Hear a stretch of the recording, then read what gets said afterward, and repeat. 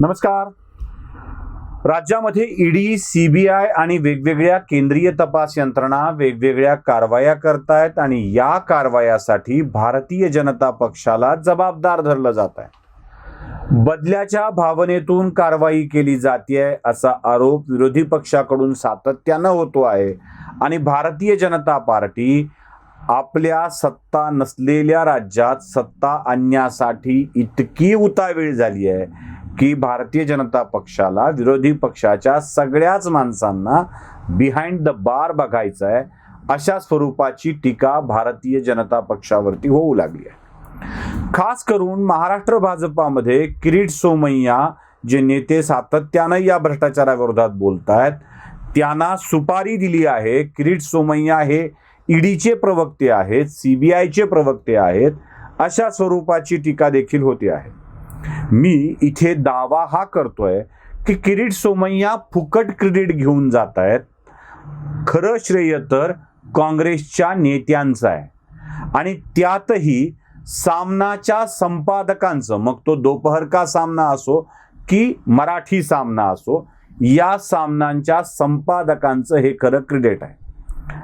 आता मी तुम्हाला जी माहिती सांगणार आहे त्यातून स्पष्ट होईल की ज्या ज्या विषयामध्ये ईडी किंवा इन्कम टॅक्स डिपार्टमेंट कारवाई करत आहे ते विषय हे भारतीय जनता पक्षाच्या नेत्यांनी पुढे आणलेले नाहीत, तर महाविकास आघाडीच्या नेत्यांनीच या तक्रारी केलेल्या आहेत.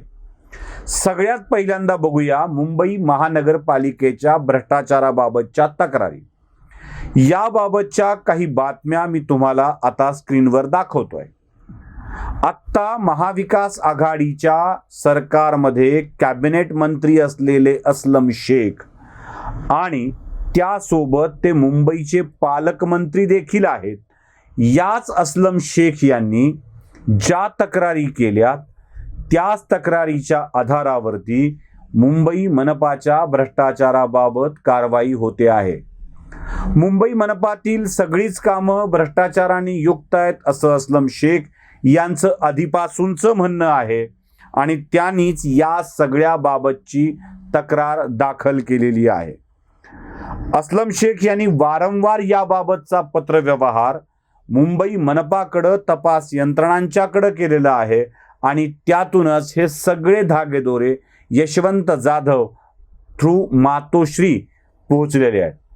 मातोश्रीला 2,50,00,000चं घड्याळ हा जो विषय समोर आला, यशवंत जाधव यांच्या सगळ्या तक्रारी पुढे आल्या, त्याचे मूळ तक्रार करते या राज्याचे मंत्री अस्लम शेख आहेत. म्हणजे ही तक्रार सुरुवात झाली ती अस्लम शेख यांच्याकडून आणि त्याच तक्रारीवरून या सगळ्या कारवाया होत आलेल्या आहेत. मग आपण कशा पद्धतीनं या सगळ्या लोकांमध्ये भाजप आहे असा दावा करू शकतो?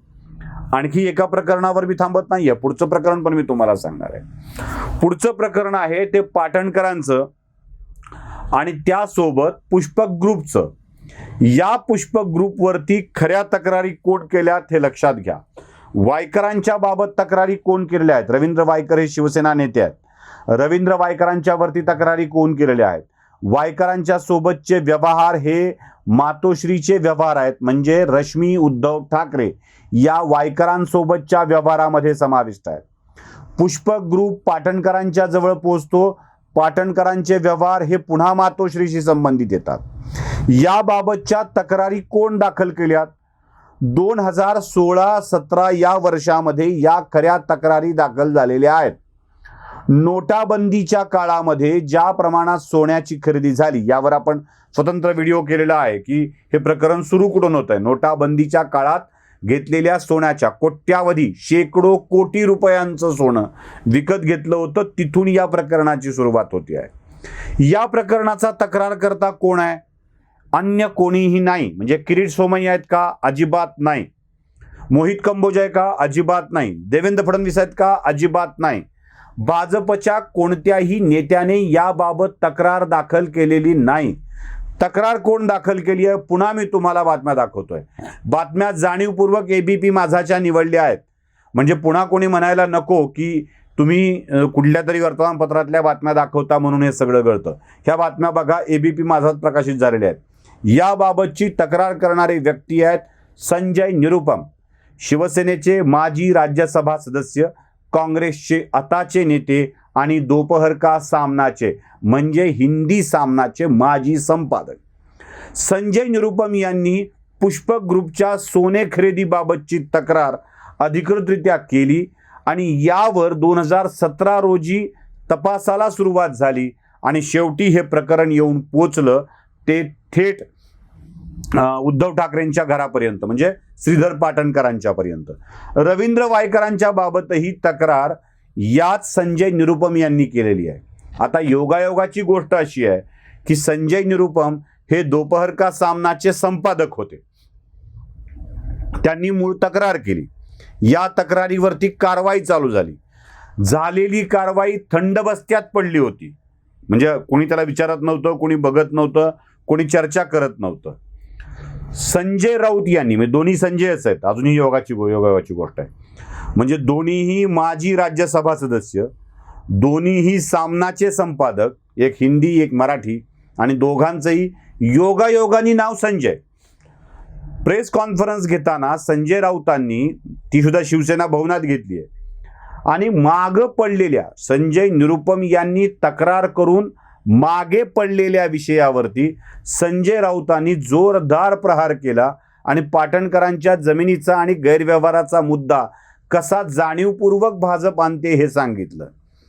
आता विस्तवावर पडलेली राख म्हणजे विस्तव पेटवला संजय निरुपम यांनी आणि त्यावर जमा झालेली राख दूर करून पुन्हा स्फुल्लिंग पेटवलं संजय राऊत यांनी। म्हणजे राऊतांच्या पुन्हा काढलेल्या विषयानंतर हे प्रकरण पुढे आलं आणि पाटणकरांच्यावरती कारवाईला सुरुवात झाली, त्यांची प्रॉपर्टी जप्त झाली। उगाचच भाजप नेते खास करून किरीट सोमय्या याबाबत श्रेय घेत आहेत का? किरीट सोमय्यांना उगीच श्रेय मिळतंय का? खरे तक्रार करते तर अस्लम शेख आणि संजय निरुपम आहेत, जे शिवसेनेच्या या सगळ्या प्रकरणातले भागीदार आहेत, सत्तेतले आत्ताचे, ज्यांनी आधी तक्रारी केल्या आणि त्याच तक्रारीला पुढे या तपास यंत्रणा रेटत आहेत। म्हणून भाजपला श्रेय देण्यापेक्षा किंवा अपश्रेय देण्यापेक्षा काँग्रेसच्याच नेत्यांनी ज्या तक्रारी केल्या आहेत त्याकडे लक्ष देण्याची आवश्यकता आहे। अस्लम शेख यांचा मुंबईतला लढा हा शिवसेनेच्या विरोधातला आहे। संजय निरुपम जे आता काँग्रेसमध्ये आहेत त्यांचाही लढा शिवसेनेच्या विरोधातला आहे। म्हणजे संपादकाला पदावरून अपमानित करून काढून टाकलं की तो कसा पेटून उठतो याचं पहिलं उदाहरण संजय निरुपम आहेत। म्हणजे उगाच कुणी आमच्या लातूरच्या, तुम्हाला लक्षात येऊन जाईल आम्ही लातूरच्या अमित देशमुखांच्या वरती का चिडून असतो ते, संजय निरुपम यांचा लढा असाच आहे। संजय निरुपम आणि अस्लम शेख दोन्हीही काँग्रेसचे नेते आहेत। याच नेत्यांनी याबाबतच्या मूळ तक्रारी केलेल्या आहेत आणि त्यातूनच ही सगळी प्रकरणं पुढे आलीत। आणखी काही बरीचशी प्रकरणं आहेत, मला त्यात भारतीय जनता पक्षाचे नेते आहेत का हे जरा सांगा।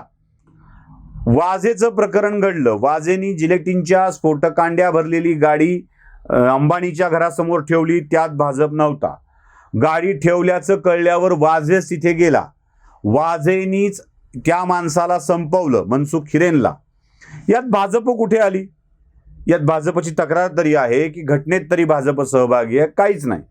म्हणजे मनसुख हिरेनच्या मृत्यू प्रकरणामध्ये, अंबानीच्या स्फोटकाच्या प्रकरणामध्ये त्यात परमवीर सिंगला पुन्हा ओढणारे गृहमंत्री अनिल देशमुख होते।